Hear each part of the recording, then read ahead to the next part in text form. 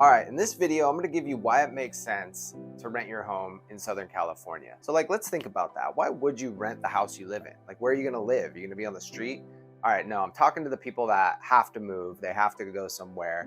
And the normal response is, okay, let me keep it maybe because I might wanna move back. Another reason might be, the market's a little weird. Maybe I can't sell right now. It usually goes towards, all right, I'm gonna sell this property at some point in the near future. And I'm gonna ask you to reconsider and ask yourself why. Why are we gonna do that? So if you get a job change or you have a baby, a lot of times it's a reactive decision where you're having to adjust now to the life circumstance. But we're gonna think proactively and we're gonna give a long-term vision that's never selling a home you live in again. And so when you go into the purchase, you know you're not gonna sell this home. But let's say you have the house. Why would you not wanna sell the house? You might say, Steve, this property doesn't cash flow, or I need this money for my bigger house. Okay, fair enough. And sometimes that has to happen. But if we can be proactive and plan, you'll set yourself up using one of the most simple strategies I've ever learned that works every time because every mortgage after 30 years pays off.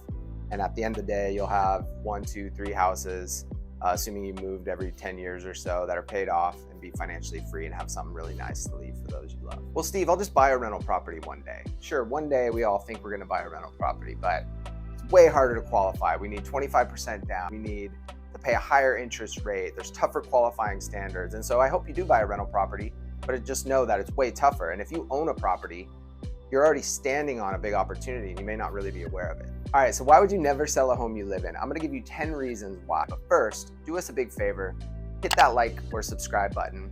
It helps our channel be seen by more people and it makes our marketing team feel like this.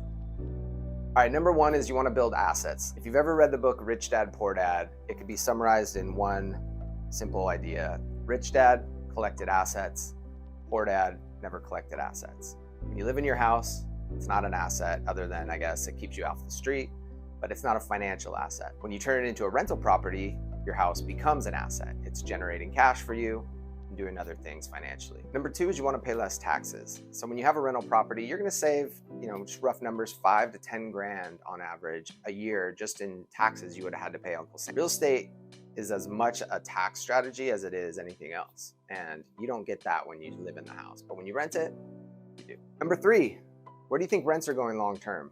Up. And where do you think your mortgage loan balance is going long-term? Down.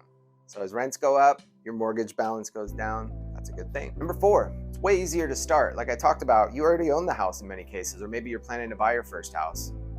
You're gonna be able to qualify with less money down, 3.5% for FHA mortgages. It's gonna be a cheaper interest rate.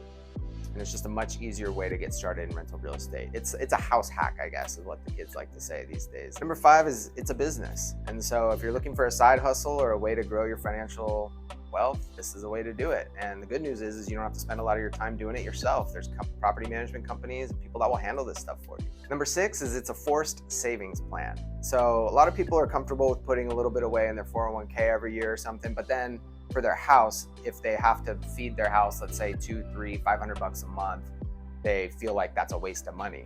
But they're not always factoring in the whole financial picture. This is a forced savings plan. You're okay owning property in a really good market like San Diego or Southern California, because you know that over time that property is going to increase in value, rents are going to increase, the debt's going to get paid down, and you're going to experience a lot of tax savings from that property. All right, number seven is that it's really simple.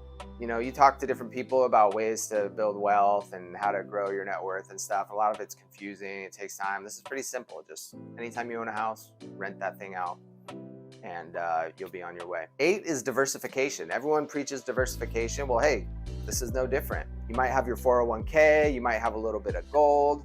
This is your rental diversification and it's gonna perform for you, probably outperform some of these other asset classes. Number 9, you will regret selling it. Just ask anyone who's ever sold a property in Southern California, give it enough time, they say they wish they did. And number 10, probably my favorite, is the community good that you provide when you rent your house out. Provide a home for someone to live in. This is about as important a purpose as it gets. Let me know if you like this video by hitting the like button, maybe subscribing, or leaving me a comment on what you think. We appreciate you.